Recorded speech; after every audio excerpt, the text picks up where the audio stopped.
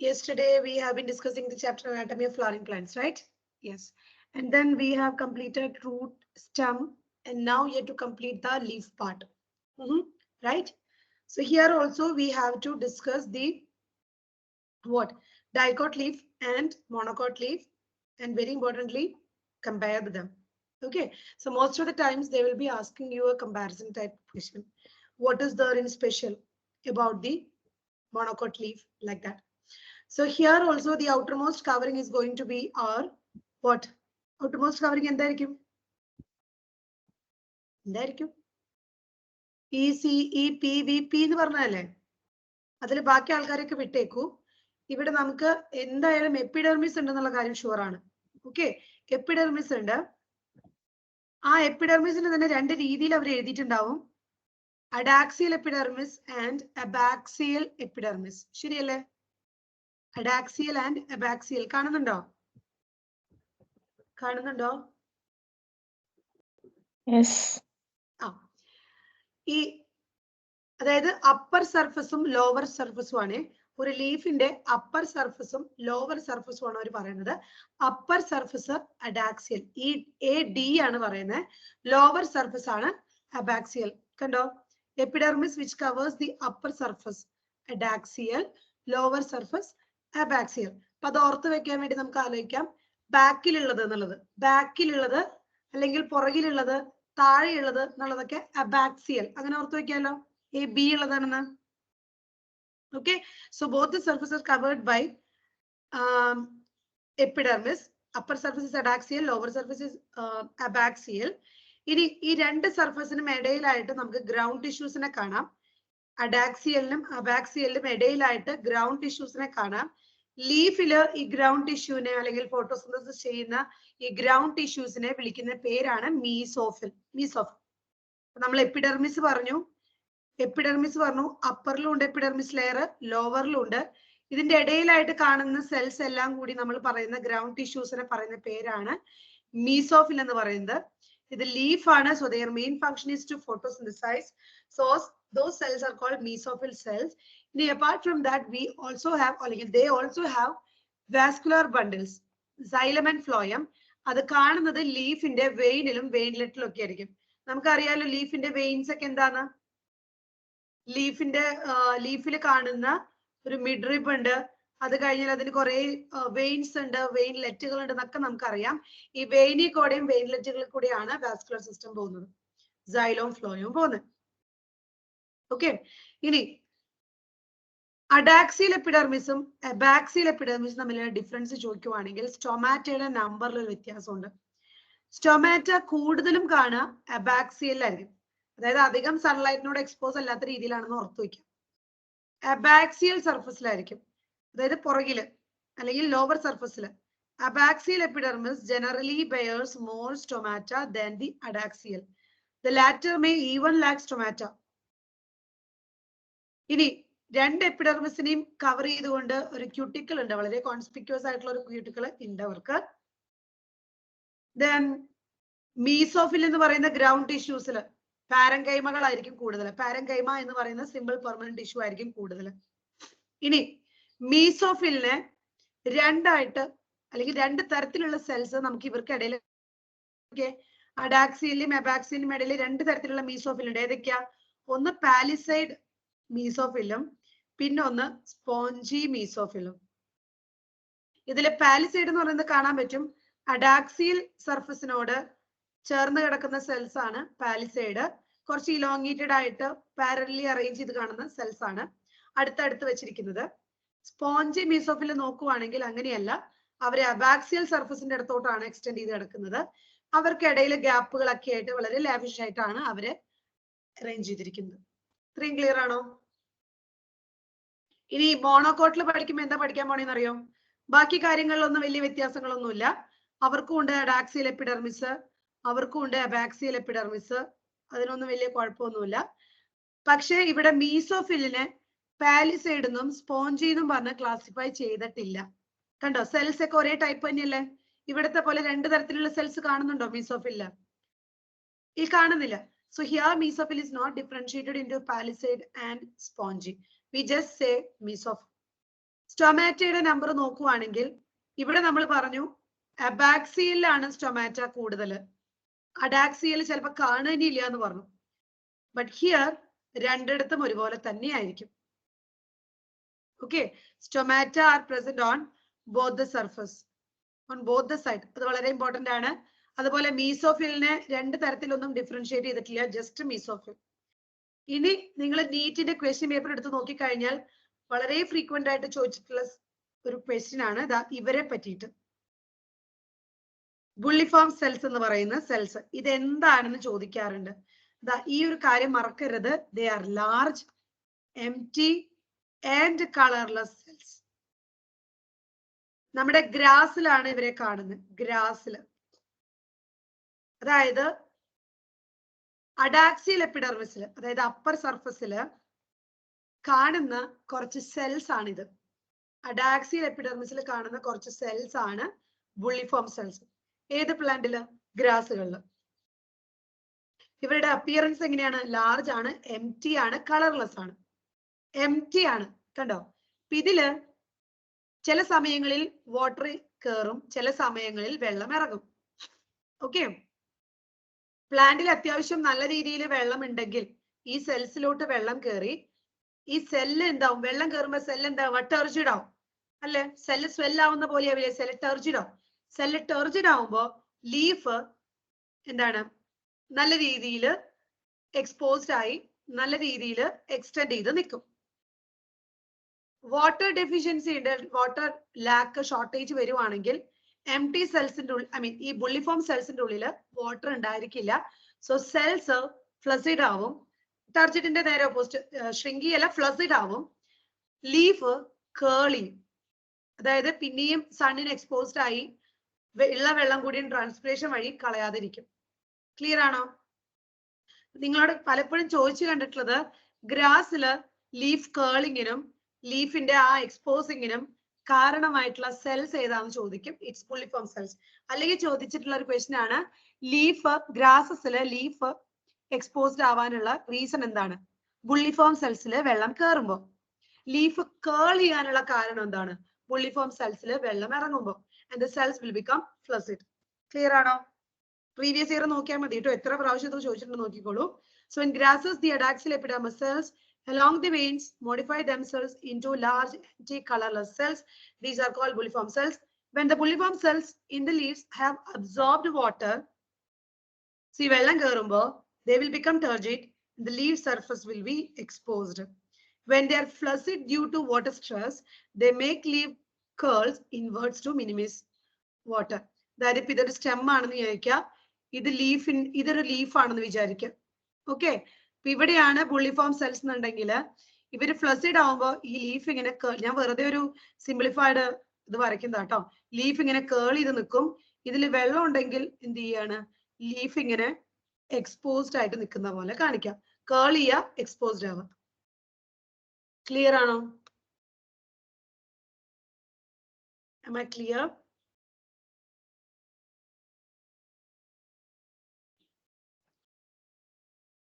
Clear ആണെന്ന് വിചാരിക്കണം കേട്ടോ.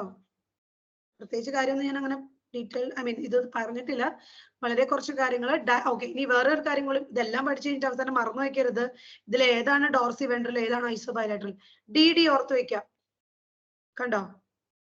ഡൈക്കോട്ട് ലീഫ് ആണ് ഡോർസി വെൻട്രൽ ലീഫ്. രണ്ട് എപ്പിഡെർമിസ് സർഫീസും ഒരുപോലെയല്ല. ഒരിടത്ത് സ്റ്റൊമാറ്റ കൂടുതലുണ്ട്, ഒരിടത്ത് സ്റ്റൊമാറ്റ കുറവാണ്. രണ്ടിടത്തും ക്യൂട്ടിക്കൽ ഉണ്ട്. മീസോഫിൽ സെൽസിന് രണ്ട് തരത്തിലുണ്ട്, സ്പോഞ്ചിയും പാലിസൈഡും. ഓക്കെ അല്ലേ? പിന്നെ ഡൈക്കോട്ട് ലീഫിലെ വെനേഷൻ ഏതാ? ഡൈക്കോട്ട് ലീഫിന്റെ വെനേഷൻ ഏതാ ഒന്ന് വേഗം പറഞ്ഞേ. ഡൈക്കോട്ട് ലീഫിന്റെ വെനേഷൻ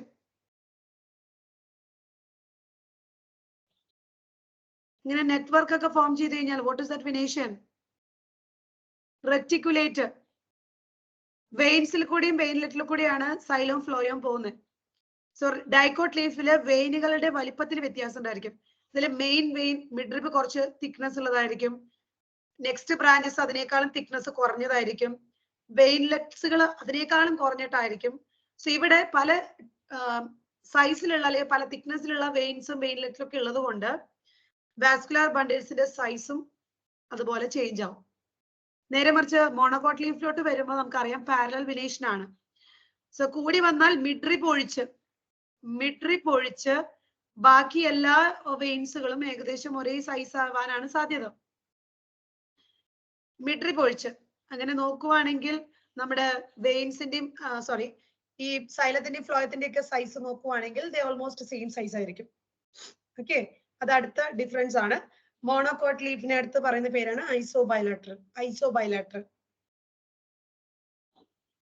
വേഗം ആൻസർ പറഞ്ഞേ. In an isobilateral leaf the stomata are present on. ഐസോബൈലാറ്ററൽ ആണ്, രണ്ട് സൈഡ് ഒരുപോലെ ഇരിക്കുന്ന ലീഫ്. അങ്ങനെ ആവുമ്പോൾ നിങ്ങൾക്ക് പെട്ടെന്ന് ഓർത്ത് വെക്കാൻ പറ്റും ഞാൻ അങ്ങനെ പറഞ്ഞു കഴിഞ്ഞാൽ, അതുകൊണ്ടാണ് പറയുന്നത്. സ്റ്റൊമാറ്റ എവിടെയാണ് കാണുന്നത്? അഡാക്സിയിലാണോ ബാക്സിയിലാണോ ബോത്ത് സൈഡ്സിലാണോ? മോണോകോട്ട് ലീഫ് ആണ്.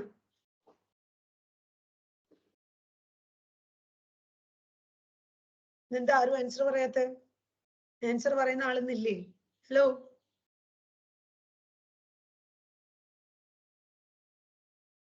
this isobilateral leaf, the stomata are present on both sides. In grasses, large empty colorless cells seen along the veins are called. ഈ സെൽസിന്റെ പേര് എന്താണ്? ഇതൊരു പ്രീവിയസ് ഇയർ ക്വസ്റ്റ്യൻ ആണ് കേട്ടോ. Bulliform cells, BULLI, bulliform cells. ഇത് ശരിയാണോ നോക്കുക. ഐസോബൈലാറ്ററൽ ലീഫില് മീസോഫിൽസിനെ പാലിസൈഡ് എന്നും സ്പോഞ്ച് എന്നും പറഞ്ഞ് ഡിഫറൻഷിയേറ്റ് ചെയ്തിട്ടില്ല. ശരിയാണ്. The parallel venation in monocot leaves is reflected near the similar size of vascular bundles except in main veins. ശരിയാണ്. Since the vascular bundles passes through the veins, here it is parallel venation. So almost the vascular bundles are going to have the similar size. Correct ആണ്. So both statements are true. Mesophil, which possesses chloroplast and karyote found photosynthesis is made of. Mesophil കാണുന്ന tissue type ഏതാണ്? It's parenchyma. Yes, parenchyma. Okay, നമ്മുടെ anatomy കഴിഞ്ഞു. Anatomy എന്ന് പറയുന്ന ഒരു chapter തീർന്നിരിക്കുകയാണ്. Now we are going to start our next chapter, cell structure and functions. എളുപ്പമുള്ള chapter ആണോ? കുഞ്ഞു ക്ലാസ്സിൽ കുഞ്ഞു ടോപ്പിക്കുകളൊക്കെ പഠിച്ചിട്ടുണ്ടാവുമല്ലോ, right? Okay, the first thing, cell പഠിക്കുമ്പോൾ ഏറ്റവും ഈ പറയുന്ന ബയോളജി പഠിക്കുമ്പോൾ ഏറ്റവും മിനിമം അറിഞ്ഞിരിക്കേണ്ട ഒരു സാധനമാണ് സെല്ലിനെ പറ്റിയിട്ട്. Because it is the fundamental structural and functional unit of all living organism. ഇതില്ലാണ്ട് എന്ത് ബയോളജി അല്ലേ? സെല്ലില്ലാണ്ട്. ഓക്കെ, ഫസ്റ്റ് സെല്ല് ഡിസ്കവർ ചെയ്തതാരാ? ഫസ്റ്റ് സെല്ല്, ഫസ്റ്റ് സെൽ അദ്ദേഹം കണ്ടുപിടിച്ചത് ലൈവ് സെൽ അല്ലേ? നിങ്ങള് 8th പഠിക്കുന്നുണ്ടോ? ഫസ്റ്റ് സെല്ല് ഒരു ഹണി കോംബ് പോലെ കണ്ടു എന്നൊക്കെ പറഞ്ഞ ഒരാളെ പഠിച്ചിട്ടില്ലേ? എന്നിട്ട് സെൽ എന്ന് പറയുന്ന ഒരു പേരിട്ടു, റോബർട്ട് ഹുക്ക്. എന്ന് പറയുന്ന സയന്റിസ്റ്റ് ഒരു ഡെഡ് സെല്ലായിരുന്നു. കാരണം അദ്ദേഹം എടുത്ത സ്പെസിമെൻ കോർക്കിൽ നിന്നായിരുന്നു. Cork it's actually dead. അപ്പൊ ആള് കണ്ടത് ഹണി കോംബ് പോലത്തെ ഒരു അപ്പിയറൻസ് ഒക്കെ കണ്ടു. നിങ്ങൾ 8th ബുക്ക് 8th ഇപ്പൊ അത് ഡെലീറ്റഡ് ആണെന്ന് തോന്നുന്നു. 9th പഠിക്കുന്നുണ്ട്. Okay, anyways Anton von Leeuwenhoek എന്ന് പറയുന്ന അദ്ദേഹം ആദ്യം കണ്ടു എന്ന് പറയുന്നത് ലൈവ് സെല്ലാണ്, ഒരു ഫസ്റ്റ് ലിവിങ് സെല്ലാണ്. ഡെഡ് സെല്ല് കണ്ട് വേറൊരാളുണ്ട്, റോബർട്ട് ഹുക്ക് എന്ന് പറയുന്ന സയന്റിസ്റ്റ്. ദെൻ സെൽ തിയറി ആരാണ് കൊണ്ടുവന്നത്, ആരാണ് മോഡിഫൈ ചെയ്തത്, എന്താണ് സ്റ്റേറ്റ്മെന്റ്സ്? ഇത് ഇമ്പോർട്ടന്റ് ആണ്. Matthias Schleiden and Theodor Schwann. Schleiden and Schwann, അത് ഓർത്ത് വയ്ക്കുക. Schleiden and Schwann together formulated cell theory.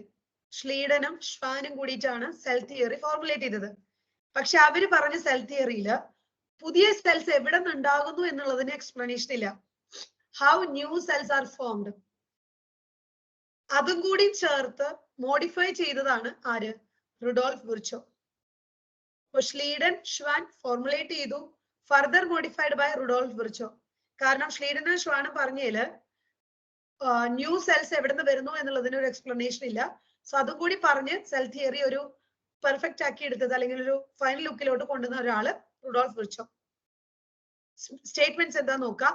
All living organisms are composed of cells and products of cells. All cells arise from pre-existing cells. കണ്ടോ? ഒരു പുതിയ cell ഉണ്ടാകുന്നുണ്ടെങ്കിൽ അത് വരുന്നത് എവിടെ തന്നെയാണ്? ഒരു പഴയ സെൽ നിന്നാണ്. ഇതൊരു പ്രീ എക്സിസ്റ്റിംഗ് സെൽ ആണെങ്കിൽ ഇത് ഡിവൈഡ് ചെയ്തിട്ടാണ് എന്തുണ്ടാകുന്നത്? പുതിയ രണ്ട് സെൽ ഉണ്ടാകുന്നത്.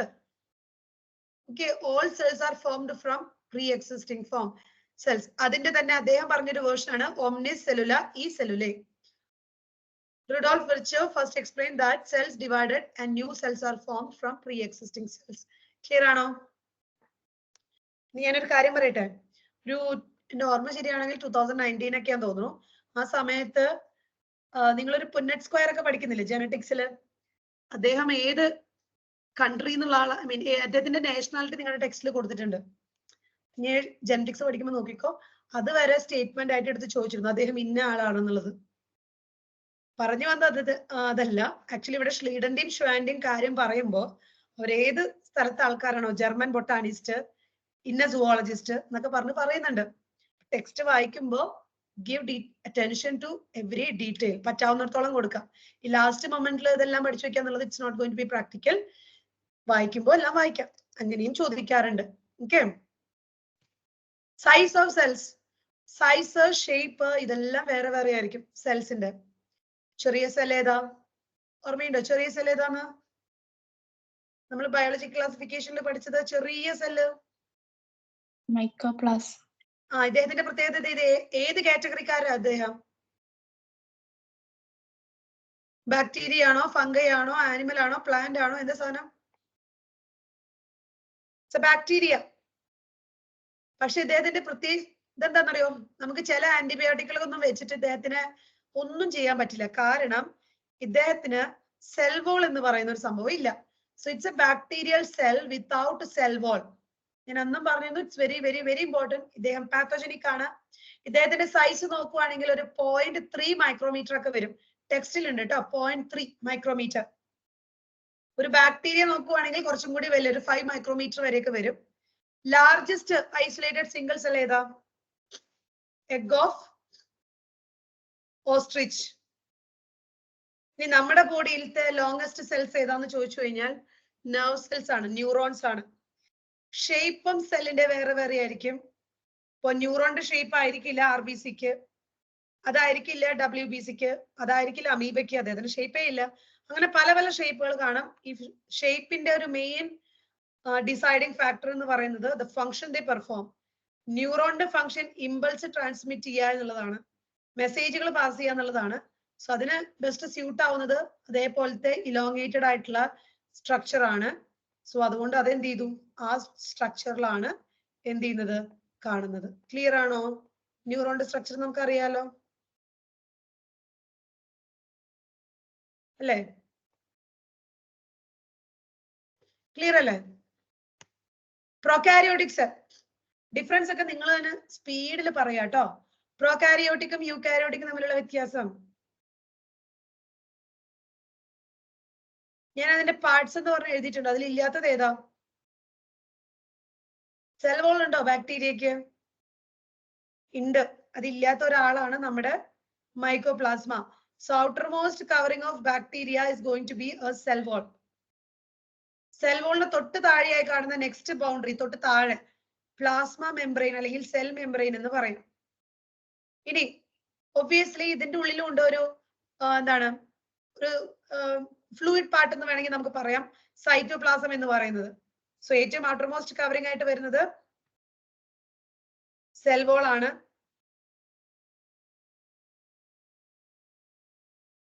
ഔട്ടർമോസ്റ്റ് കവറിംഗ് ആയിട്ട് വരാൻ പോകുന്ന ഒരു സെൽ വോൾ ആണ്. സെൽ വോളിന്റെ ഉള്ളിൽ ഒരു സെൽ മെംബ്രെയിൻ ഉണ്ടായിരിക്കും. ഇനി ഇതിന്റെ ഉള്ളിലായിട്ട് നമുക്ക് ഇവിടെ കാണുന്ന ഈ മെറ്റീരിയൽസിനെയൊക്കെ കൂടി നമുക്ക് ഒരുമിച്ച് പറയാവുന്ന പേരാണ് സൈറ്റോപ്ലാസം എന്ന് പറയുന്നത്. സൈറ്റോപ്ലാസത്തിന്റെ ഉള്ളില് ജനറ്റിക് മെറ്റീരിയൽ ഉണ്ട്. ഒബ്വിയസ്ലി ഒരു സിംഗിൾ ക്രോമസോം കാണും, DNA കാണും, സിംഗിൾ ക്രോമസോം. ഓക്കെ. ഈ ജനറ്റിക് മെറ്റീരിയൽ കാണുന്നത് ന്യൂക്ലിയസിന്റെ ഉള്ളിലാണോ ഉള്ളിലല്ലേ? ഒരു പ്രോപ്പർ ന്യൂക്ലിയസിന്റെ ഉള്ളിലാണോ ഇത് കാണുന്ന ജനറ്റിക് മെറ്റീരിയൽ? ഒരു പ്രോപ്പർ ന്യൂക്ലിയർ മെംബ്രെയിൻ ഉണ്ട് അവർക്ക്.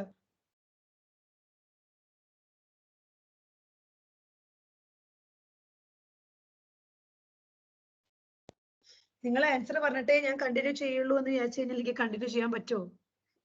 ഒന്ന് പറയോ ന്യൂക്ലിയസ് ഉണ്ടോ ഇല്ലേ എന്നുള്ള കാര്യം?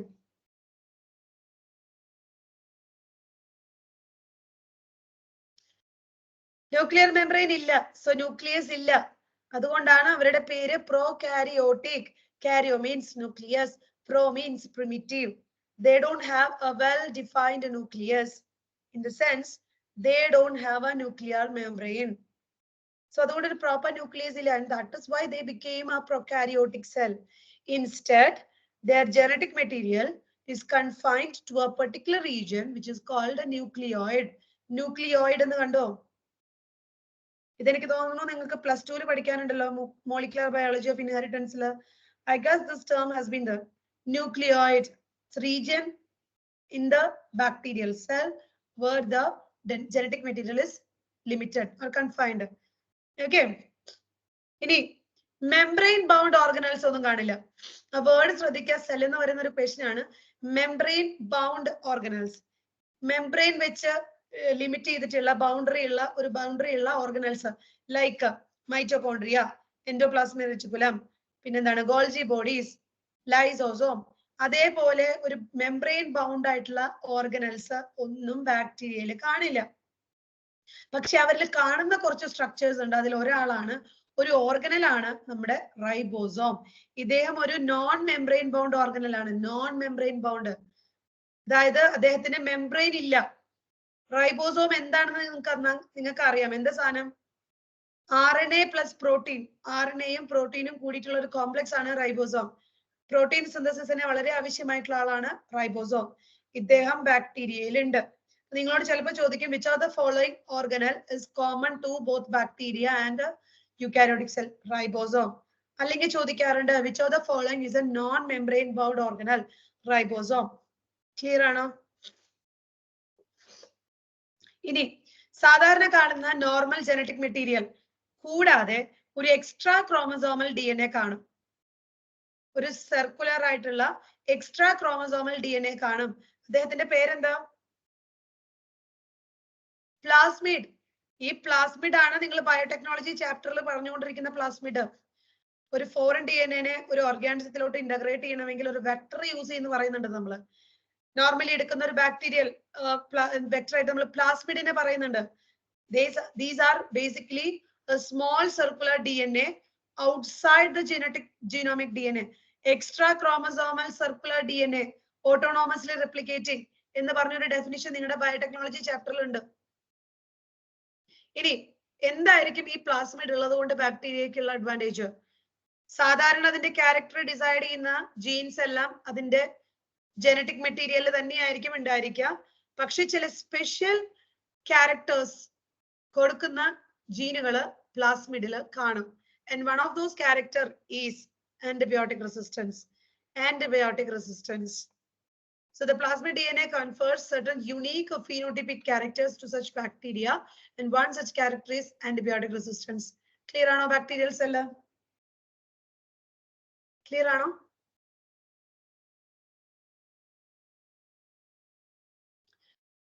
The next one is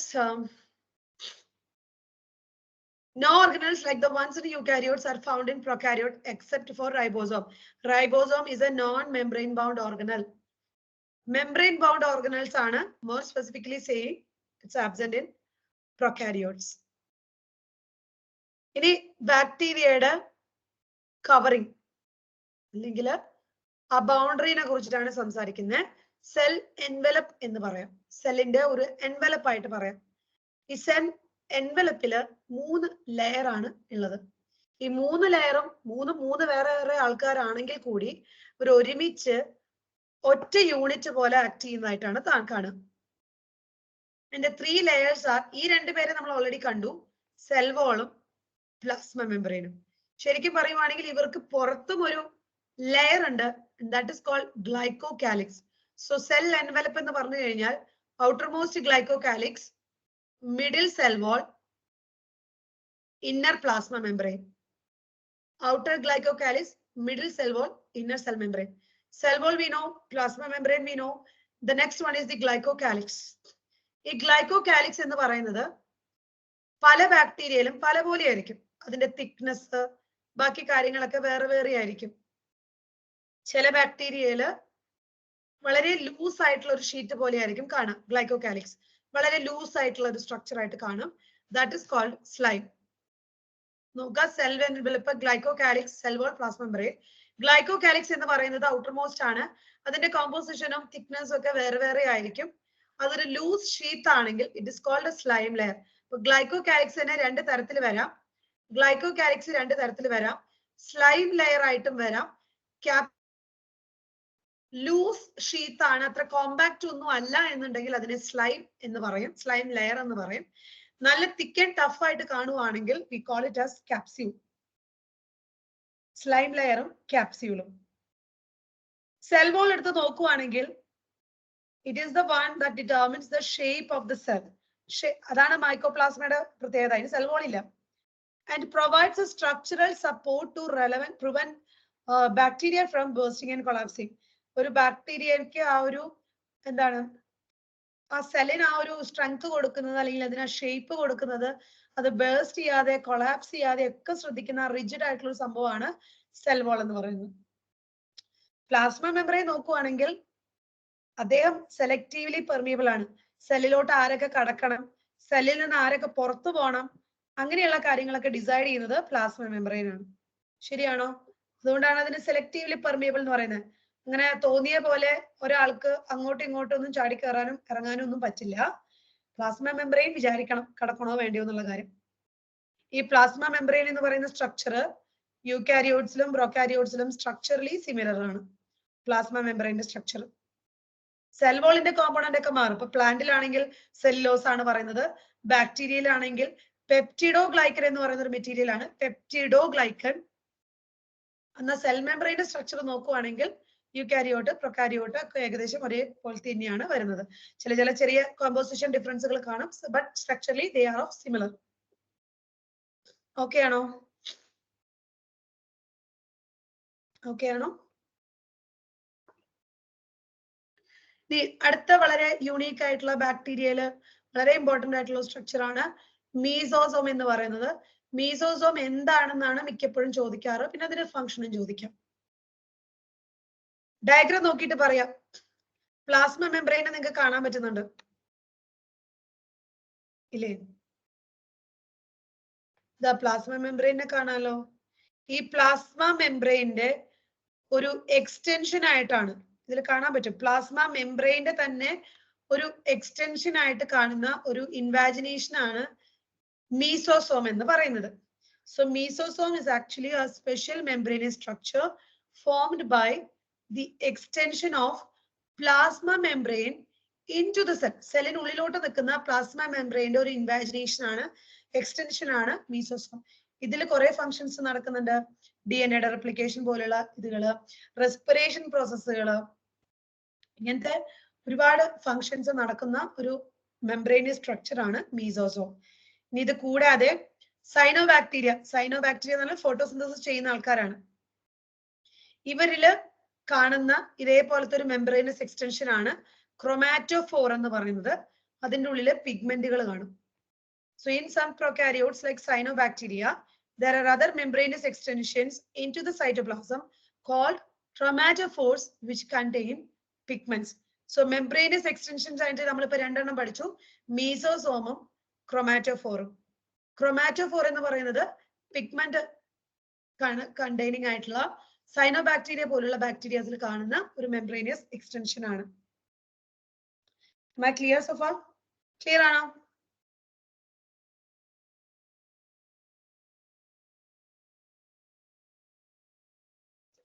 The next one is about the bacterial motility.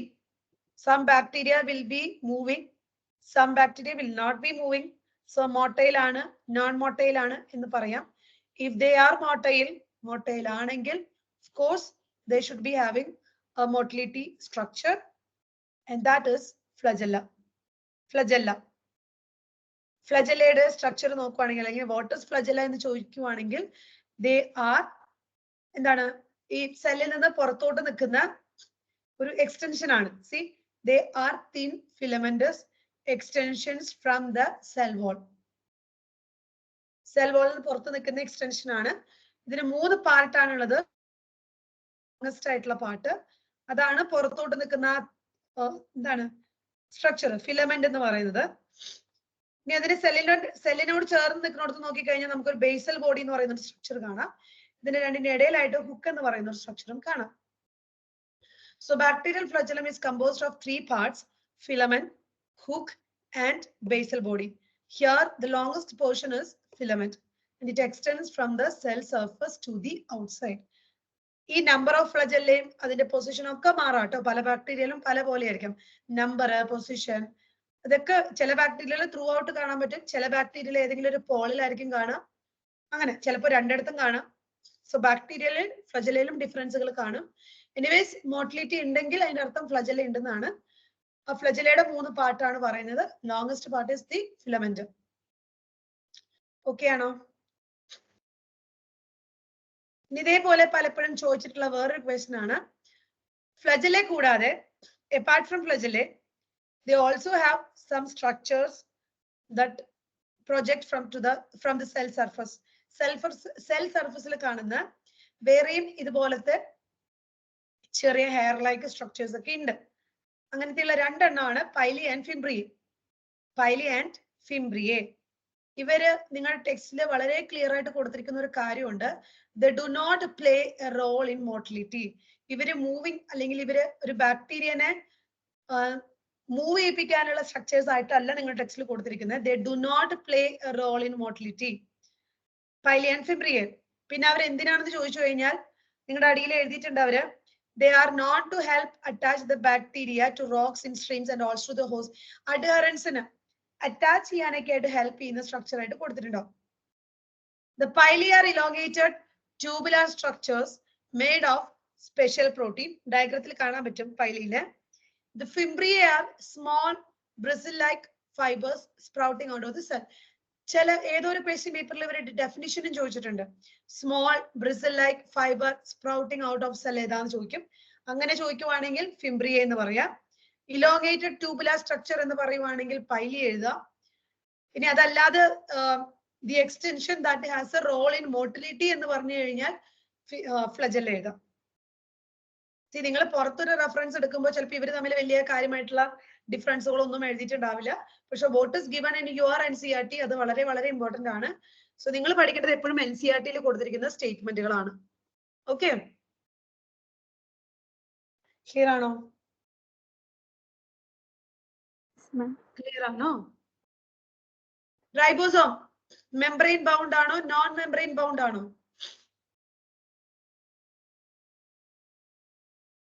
Membrane bound ആണോ നോൺ മെംബ്രെയിൻ ബൗണ്ട് ആണോ റൈബോസോം?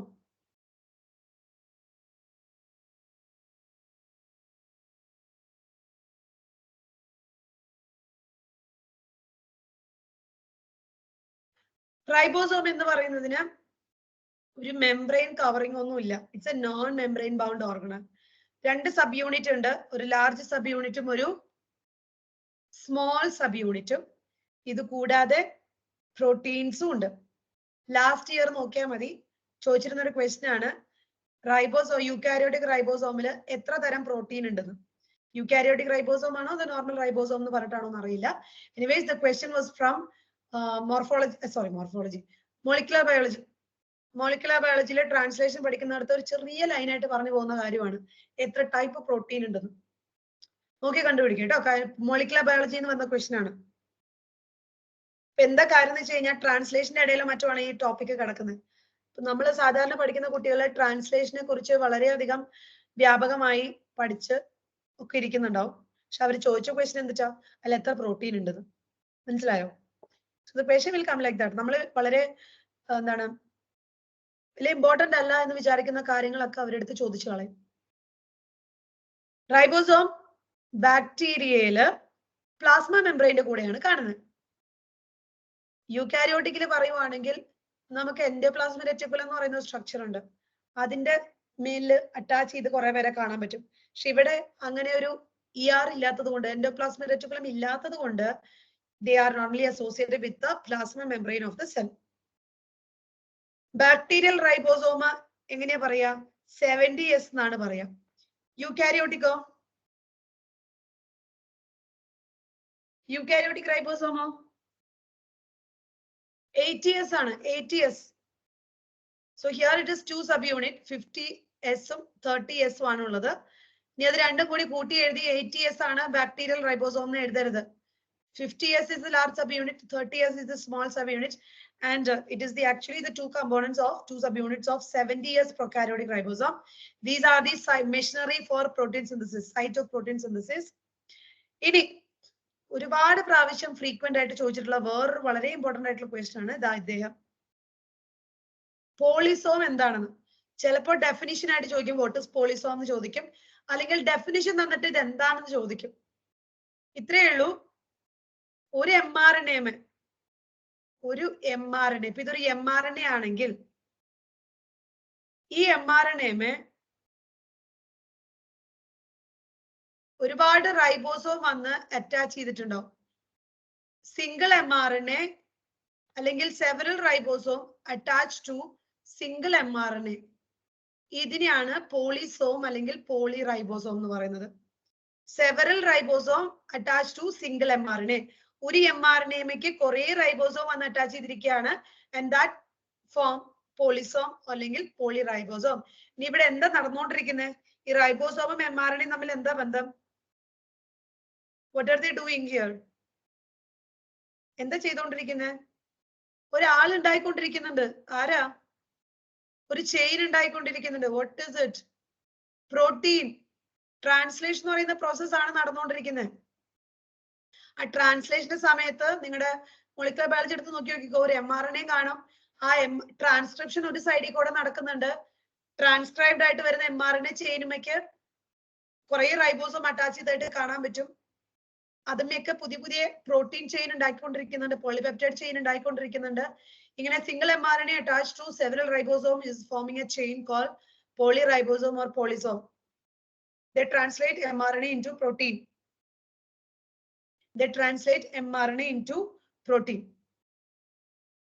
ഇനി ബാക്ടീരിയയിൽ കാണുന്ന അടുത്ത വളരെ ഇമ്പോർട്ടന്റ് ആയിട്ടുള്ള സ്ട്രക്ചർ ആണ് ഇൻക്ലൂഷൻ ബോഡീസ്. ഇതും ഒരു മെംബ്രെയിൻ ബൗണ്ട് ആയിട്ടുള്ള സ്ട്രക്ചർ അല്ല. These are also not bound by any membrane. Food storage ആണ്.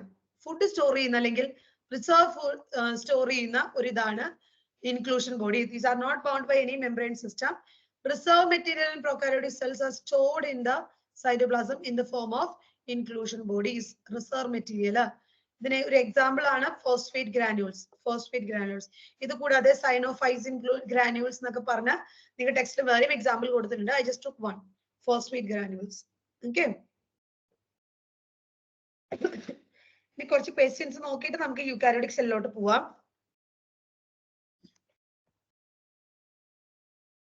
വേഗം ആൻസർ പറഞ്ഞ ഫസ്റ്റ് ക്വസ്റ്റ്യൻ. ഇനി എല്ലാവരും അവിടെ ഉണ്ടെങ്കിൽ മൈക്ക് ഓൺ ആക്കിയിട്ടിട്ട് വേഗം ആൻസർ പറയും. Different cells have different sizes. Arrange the following cells in an ascending order of their size. Choose the correct option from the following. Ascending order. ചെറുത് മുതൽ വലുത് വരെ. വേഗം പറഞ്ഞേ. നിങ്ങൾ ആരാ ആദ്യം എടുത്തു വെക്കാൻ പോകുന്നത്? ലൈനിൽ ആദ്യം വരാൻ പോകുന്ന ആളാരാ? മൈക്കോപ്ലാസ്മ. അപ്പൊ ഫസ്റ്റ് ഓപ്ഷൻ ആദ്യത്തെ ആള് മൈക്കോപ്ലാസ്മയുടെ നമ്പർ എത്ര? 1 അല്ലേ? അപ്പൊ 1 വരുന്ന ആൻസർ വേണം. ആ പറഞ്ഞ സ്ഥിതിക്ക് നമുക്ക് ഈ സീനിയും ഡീനെയും കൂടെ എലിമിനേറ്റ് ചെയ്യാലോ. സീന്റെ ഡീന്റെ ആവശ്യമില്ലല്ലോ നമുക്കിനി. ഇനി നമുക്ക് 50-50 ചാൻസ് ആയി. എ ഓർ ബി ആവും. മൈക്കോപ്ലാസ്മ കഴിഞ്ഞാൽ അടുത്ത് വരാൻ പോകുന്ന ആരായിരിക്കും? യെസ്. പിന്നെ ആൻസർ ഏതായിരിക്കും?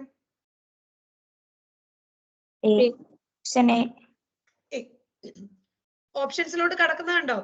നിങ്ങൾക്ക് അത് ഏത് ഫിസിക്സ് ആണെങ്കിലും കെമിസ്ട്രി ആണെങ്കിലും ബയോളജി ആണെങ്കിലും എലിമിനേറ്റ് ചെയ്യാന്ന് പറയുന്നത് ഇറ്റ്സ് വെരി ഇമ്പോർട്ടന്റ്. ഒക്കെ അത് കണ്ണു അടച്ച് അങ്ങോട്ട് ഓപ്ഷൻസ് അങ്ങോട്ട് കട്ട് ചെയ്യുക.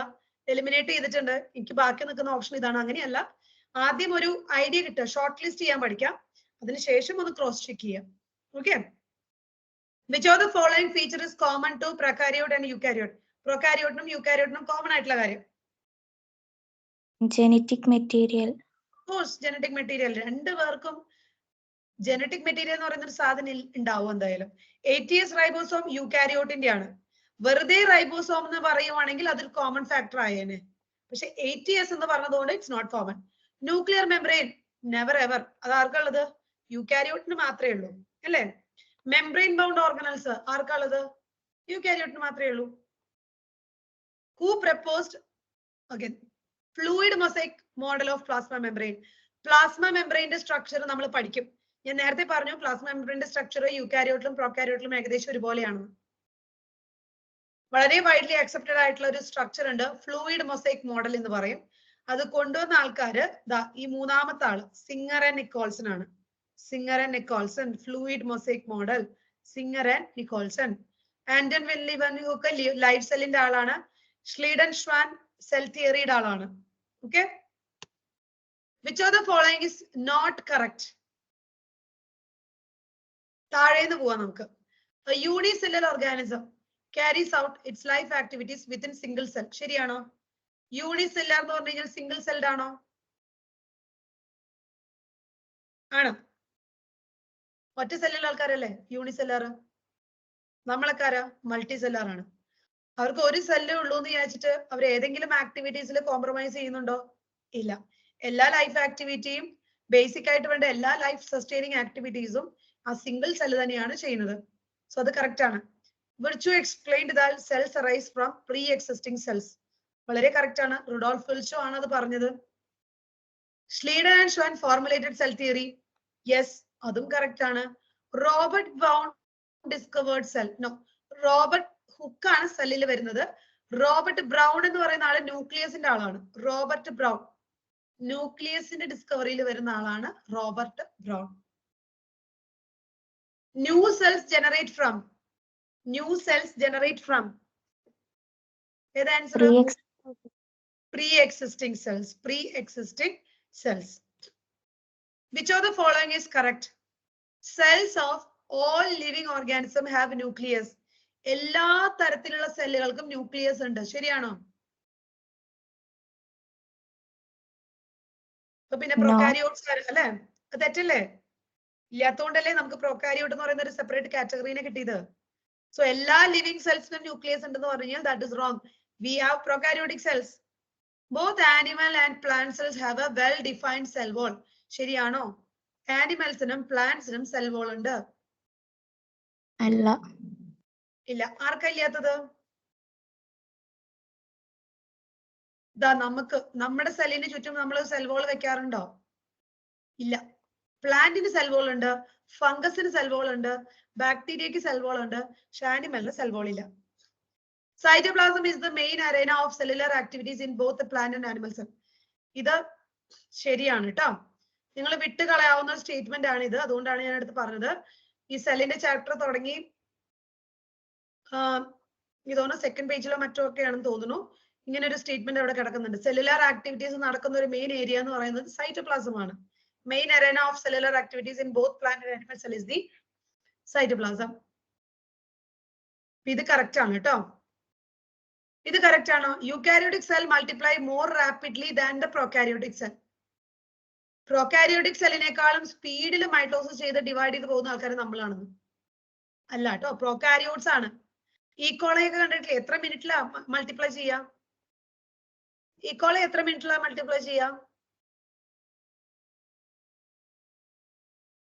അഗൈൻ ക്ലൂ തരാം. നിങ്ങൾ മോളിക്കുലർ ബയോളജിയില് നിങ്ങള് measles and stall experiment പഠിക്കുന്നില്ലേ?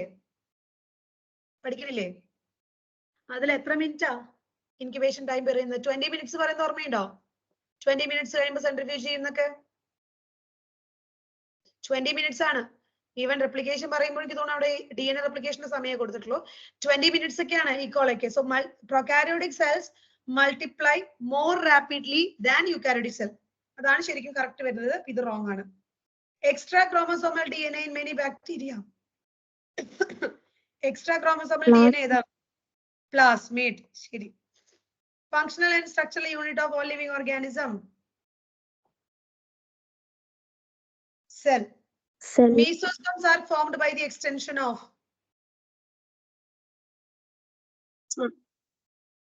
Cell wall ആണോ, പ്ലാസ്മ മെംബ്രെയിൻ ആണോ, ഗ്ലൈക്കോകാലിക്സ് ആണോ? Plasma membrane. Yes, plasma membrane. Plasma മെംബ്രെയിന്റെ എക്സ്റ്റൻഷൻ ആണ് നമ്മുടെ mesosome.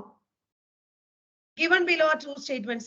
Glycocalyx like loose sheath is called capsule. ശരിയാണോ? And glycocalyx that is thick and tough is called slime layer. Loose ആണെങ്കിൽ slimy ആണെന്ന് ഓർത്ത് വെക്കാം. ലൂസ് ആയതിനെ പറയുന്നത് സ്ലൈം ലെയർ എന്നാണ്. നല്ല തിക്കും ടഫും ആണെങ്കിൽ അതിനെയാണ് എന്ത് വിളിക്കുന്നത്? ക്യാപ്സ്യൂൾ എന്ന് വിളിക്കുന്നത്. സോ ഈ രണ്ട് സ്റ്റേറ്റ്മെന്റ് തെറ്റല്ലേ? ലൂസ് ഷീത്ത് ആണെങ്കിൽ നമ്മൾ അതിനെ വിളിക്കുന്ന പേര് സ്ലൈം എന്നാണ്. തിക്ക് ആൻഡ് ടഫ് ആണെങ്കിൽ അതിനെ വിളിക്കുന്ന പേര് ക്യാപ്സ്യൂൾ എന്നാണ്. സോ ഈ രണ്ട് സ്റ്റേറ്റ്മെന്റ് എങ്ങനെയാണ്? ഫോൾസ് ആണ്. Which of the following structure prevent the bacterium from bursting and collapsing? ഇതിൽ ഏതാണ് അതിനാ ഒരു cell wall? Cell wall. Cell wall. The longest part of flagella that extends from the cell surface to the outside. ഞാൻ options ഒന്നും ഇട്ടിട്ടില്ല, അതിന്റെ ആവശ്യമില്ല actually. ഫ്ലജല്ലയുടെ 3 parts. Filament. Yes, filament. Small bristle-like fibers sprouting out of the cell are called fimbriae. Okay. Option D. The subunits in prokaryotic ribosomes are. Prokaryotic ആണ്. 70s ആണ്. Subunit ഏതാണ്? 50 and 30s. 30s. 50s and 30s. Polysomes.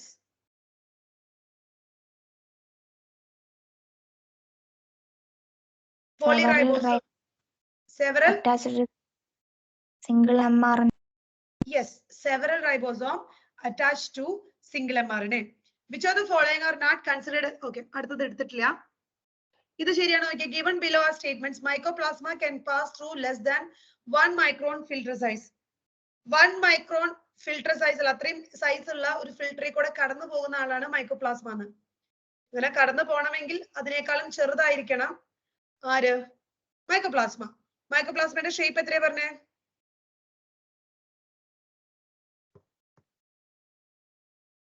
.3. Yes. അപ്പൊ അത് ശരിയല്ലേ? 1നേക്കാളും താഴെയല്ലേ?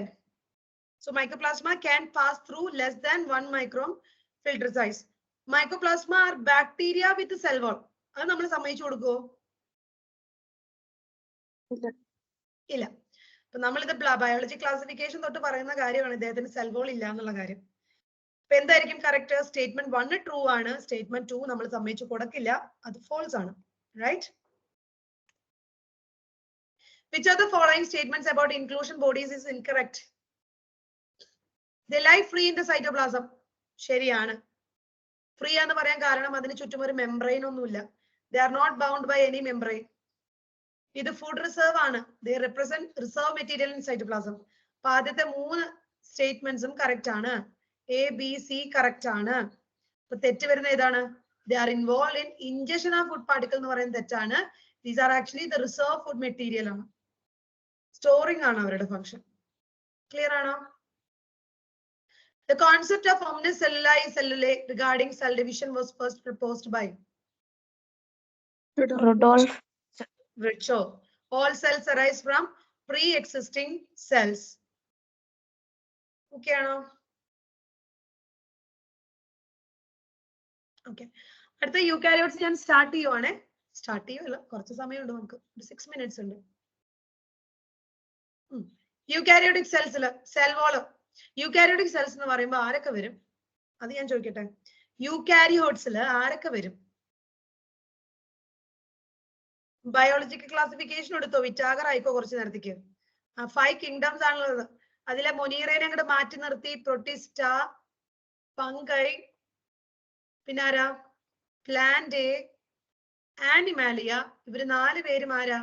Eukaryotes ആണ്. ഇതിൽ cell wall ഇല്ലാന്ന് നമുക്ക് തീർത്തും പറയാവുന്ന ആൾക്കാരാരാ? ആനിമൽസ് അല്ലേ? ബാക്കി എല്ലാവരും അപ്പൊ ഫംഗയും പ്ലാന്റും സെൽ വോൾ ഉണ്ട്. പ്രൊട്ടിസ്റ്റയിൽ ചില ആൾക്കാർക്ക് ഉണ്ട്, ചില ആൾക്കാർക്ക് ഇല്ല. അങ്ങനെയൊക്കെയല്ലേ നമ്മൾ പറയുന്നത്. So cell wall is not in animal cell.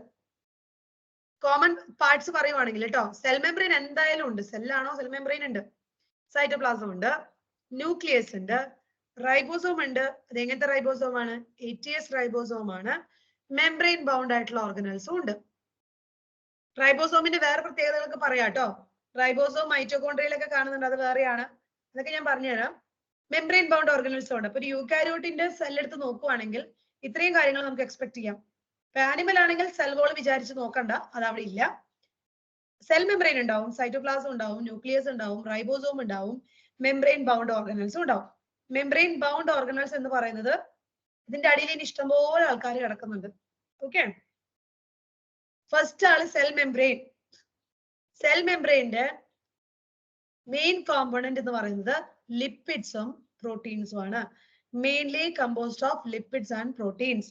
ആ ലിപ്പിഡ്സ് തന്നെ എങ്ങനെയുള്ള ലിപ്പിഡ്സാ? ബയോമോളിക്യൂളിൽ ഇപ്പൊ ഒരാളുടെ പേരും പഠിച്ചിട്ടുണ്ടാവുമല്ലോ. ബയോമോളിക്യൂൾ പഠിച്ചു കഴിഞ്ഞില്ലേ നിങ്ങള്? ഇവിടെയും പറയുന്നുണ്ട് ഈ കാര്യം കേട്ടോ. ദ മേജർ ലിപ്പിഡ് എന്ന് പറയുന്നത് ഫോസ്ഫേറ്റ് ഉള്ള സ്ട്രക്ചറിൽ ഫോസ്ഫേറ്റ് വരുന്ന ഒരാളാണ്. സോ ഫോസ്ഫോലിപ്പിഡ്സ് ആണ്. അവർ അറേഞ്ച് ചെയ്തിരിക്കുന്നത് 2 ലെയർ ആയിട്ടാണ്. നമ്മൾ സാധാരണ രീതിയിൽ അതിനെ റെപ്രസെന്റ് ചെയ്യാറ് ഇങ്ങനെയാണ്. ഒരു ഹെഡ് റീജിയനും ഉണ്ട്. ഞാൻ വരച്ചത് എവിടേക്കാ പോകുന്നത്? ഒരു ഹെഡ് റീജിയനും ഉണ്ട്, ഒരു ടെയിൽ റീജിയനും ഉണ്ട്. ബയോമോളിക്യൂൾ നിങ്ങൾ ഈ പറയുന്ന സ്ട്രക്ചർ പഠിച്ചിട്ടുണ്ടാവും കേട്ടോ. എന്താണ്? ഗ്ലിസറോളും ഫാറ്റി ആസിഡും അല്ലേ? ഇതിൽ ഫാറ്റി ആസിഡ് എന്ന് പറയുന്ന ആളാണ് ഇവിടെ നമ്മുടെ ടെയിൽ എന്ന് പറയുന്നത്. നമ്മൾ സാധാരണ രീതിയിൽ പ്ലാസ്മ മെംബ്രെയിന്റെ സ്ട്രക്ചർ വരയ്ക്കുമ്പോൾ we represent it like this. Okay, അതായത് ഇതിന്റെ 2 ലെയർ കാണും. ലിപ്പിഡ്സിന്റെ 2 ലെയർ കാണും. അതാണ് ബൈലെയർ എന്ന് പറയുന്നത്. സാധാരണ കാണുന്ന അല്ലെങ്കിൽ കൂടുതലും കാണുന്ന ലിപ്പിഡ് എന്ന് പറയുന്നത് ഫോസ്ഫോലിപ്പിഡ്സ് ആണ്. അതുകൊണ്ട് തന്നെ അതിന് ഫോസ്ഫോലിപ്പിഡ് ബൈലെയർ എന്ന് പറയും. നമ്മൾ ഒരു ലിപ്പിഡിനെ, ഒരു ഫോസ്ഫോലിപ്പിഡിനെ ഇവിടെ റെപ്രസെന്റ് ചെയ്യുന്നത് ദാ ഇങ്ങനെയാണെങ്കിൽ ഇതുപോലത്തെ കുറെ ആൾക്കാർ ചേർന്ന് ഒരു ലെയർ കാണും. അതേപോലത്തെ കുറെ ആൾക്കാർ ചേർന്ന് രണ്ടാമത്തെ ലെയറും കാണും. ഇനി രണ്ടാമത്തെ ലെയർ അല്ലെങ്കിൽ ഈ 2 പേരും അറേഞ്ച് ചെയ്തിരിക്കുന്നത് എങ്ങനെയാ നോക്കിയേ. ഇവരെ അറേഞ്ച് ചെയ്ത് വെച്ചിരിക്കുന്നത് ഏത് മോഡലിലാണെന്ന് നോക്കാം. അത് വളരെ ഇമ്പോർട്ടന്റ് ആണ്. ഒരു ലെയർ ഇങ്ങനെയും മറ്റേ ലെയർ ഇങ്ങനെയാണോ വെച്ചിരിക്കുന്നത് നോക്കുക. ഇതിൽ ഏതാണ് ശരിയെന്ന് പറയാം കേട്ടോ. ഞാൻ ഫോസ്ഫോലിപ്പിഡ്സിനെ 2 തരത്തിൽ അറേഞ്ച് ചെയ്യുവാണ്. ഇങ്ങനെയാണോ അറേഞ്ച് ചെയ്ത് വെച്ചിരിക്കുന്നത്?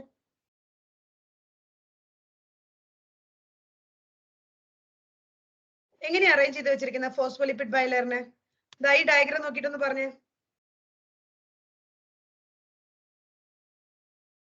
എങ്ങനെ അറേഞ്ച് ചെയ്ത് വെച്ചിരിക്കുന്നത്? ഈ റൗണ്ട് എന്ന് പറഞ്ഞ് ഞാൻ വരച്ചിരിക്കുന്നത് ഹെഡ് റീജിയനും ഈ മറ്റേ ഭാഗം, ഈ ഭാഗം എന്ന് പറയുന്നത് ടെയിലുമാണ്. ഈ അറേഞ്ച്മെന്റ് ആണ് കറക്റ്റ്.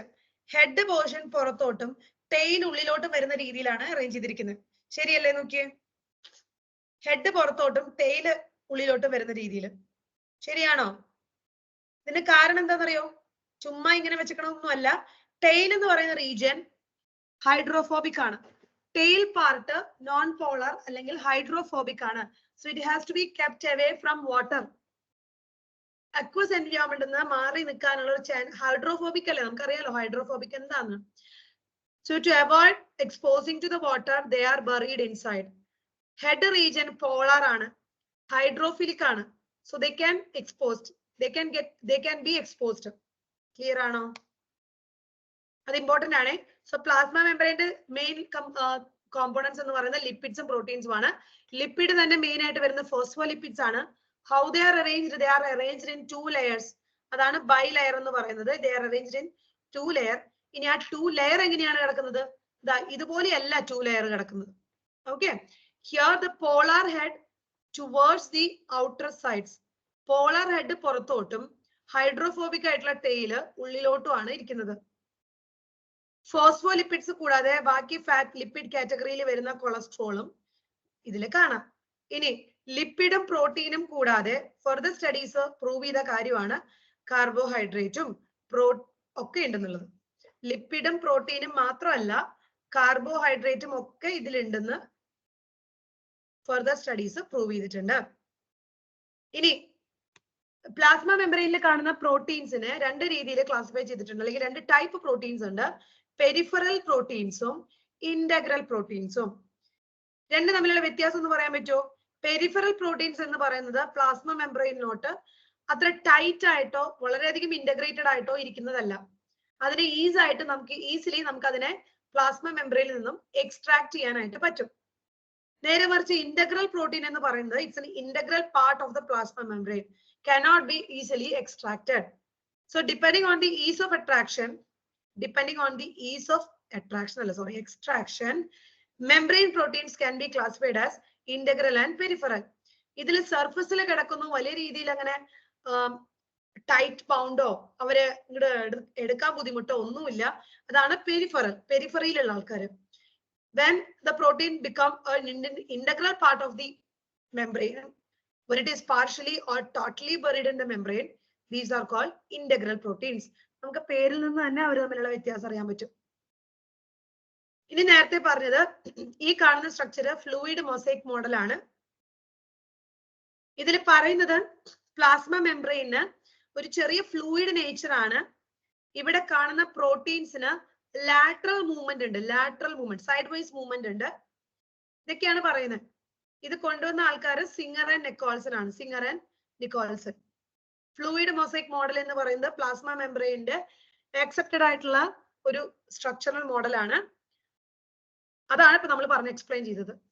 ഓക്കെ, ക്ലിയർ ആണോ? പ്ലാസ്മ മെംബ്രെയിൻ സെലക്ടീവ്ലി പെർമിയബിൾ ആണ്. So the transport of molecule across it passive ആവാം, ഫെസിലിറ്റേറ്റഡ് ആവാം, ആക്റ്റീവ് ആവാം. ഇതിൽ എനർജി ആവശ്യമില്ലാത്തതാണ് പാസീവും ഫെസിലിറ്റേറ്റഡും. എനർജി ആവശ്യമില്ല, ATP കൺസ്യൂം ചെയ്യേണ്ട കാര്യമില്ല. And why ATP is not needed here? കാരണം ഇവിടെ മൂവ്മെന്റ് വരുന്നത് from its higher concentration to lower concentration ആണ്. ഹയർ കോൺസെൻട്രേഷനിൽ നിന്ന് ലോവർ കോൺസെൻട്രേഷനിലോട്ടാണ് മൂവ്മെന്റ് വരുന്നത്. ഒരു മോളിക്യൂൾ എവിടെയാണോ കൂടുതലുള്ളത് അവിടെ നിന്ന് കുറവുള്ളിടത്തേക്ക് പോവുകയാണെങ്കിൽ നമ്മൾ പുഷ് ചെയ്ത് വിടേണ്ട കാര്യമൊന്നുമില്ല, എനർജി അപ്ലൈ ചെയ്യേണ്ട കാര്യമൊന്നുമില്ല, സ്മൂത്ത് ആയിട്ട് പൊക്കോളും. അതാണ് പാസീവില് വരുന്നത്. ഇനി അതിൽ തന്നെ ചില മോളിക്യൂൾസിന് പ്ലാസ്മ മെംബ്രെയിൻ കടക്കാൻ കുറച്ച് ബുദ്ധിമുട്ടുണ്ടാവും. എനർജി ഒന്നും വേണ്ട, പക്ഷെ ഒരാളൊന്ന് ക്യാരി ചെയ്ത് കൊണ്ടുപോകേണ്ടി വരും. കാരിയർ പ്രോട്ടീൻസിന്റെ ആവശ്യം വരും. അങ്ങനെ if someone is needed to facilitate the movement, അതിനെ പറയുന്ന പേരാണ് ഫെസിലിറ്റേറ്റഡ് ട്രാൻസ്പോർട്ട്. കാരിയർ പ്രോട്ടീൻ വേണം. കാരിയർ പ്രോട്ടീൻ ഒന്നുമില്ല, ഇതൊരു പ്ലാസ്മ മെംബ്രെയിൻ ആണെങ്കിൽ അങ്ങോട്ടും ഇങ്ങോട്ടും ഈസി ആയിട്ട് മൂവ് ചെയ്യാൻ പറ്റുന്ന ട്രാൻസ്പോർട്ട് ആണെങ്കിൽ പാസീവ് എന്ന് പറയും. അങ്ങനെ പോവാൻ പറ്റാത്ത കുറച്ച് കാരണം എനർജി ഒന്നും വേണ്ട, പക്ഷെ അങ്ങനെ പോവാൻ പറ്റുന്നില്ല, ഒരു കാരിയർ പ്രോട്ടീൻ വേണം എന്നുണ്ടെങ്കിൽ അതിന് നമ്മൾ ഫെസിലിറ്റേറ്റഡ് ട്രാൻസ്പോർട്ടിൽ വരും. ഇനി ഇത് രണ്ടുമല്ല, ഒരു മോളിക്യൂളിന്റെ ലോവർ കോൺസെൻട്രേഷൻ റീജിയനിൽ നിന്ന് ഹയർ കോൺസെൻട്രേഷനിലേക്ക് പോവുകയാണ്, നമ്മൾ ഉന്തി തള്ളി വിടണം എന്ന് ആലോചിച്ച് വെക്കാം. ഓൾറെഡി ഇവിടെ കുറവാണ്, ഇനിയും ഇവിടെ നിന്ന് തന്നെയാണ് പോകുന്നത്. അവിടെ നമുക്ക് എനർജി എക്സ്പെൻഡിച്ചർ വേണ്ടി വരും. അതിനെയാണ് ആക്റ്റീവ് ട്രാൻസ്പോർട്ട് എന്ന് പറയുന്നത്. ക്ലിയർ ആണോ? ആക്റ്റീവ് ട്രാൻസ്പോർട്ട് എന്ന് പറയുന്നത്. ഓക്കെ, ഇതിന്റെ ആൻസർ ഒന്ന് പറഞ്ഞിട്ട് we are going to wind up the session.